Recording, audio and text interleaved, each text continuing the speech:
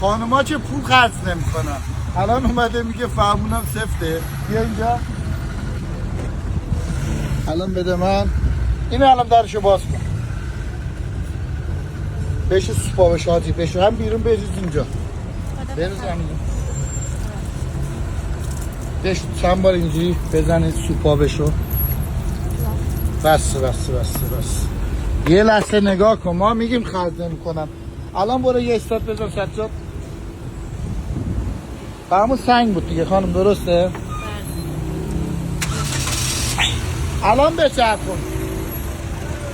نه فرمون شما. این مخزنش هم همیشه سوناتا ها معمولا مخزنشون اوکیه 100 تا اوکیه. اینا حالت سوپاپ دارن درشون. اینو چند وقت یه باری با بنزین بشوریم ببندیم.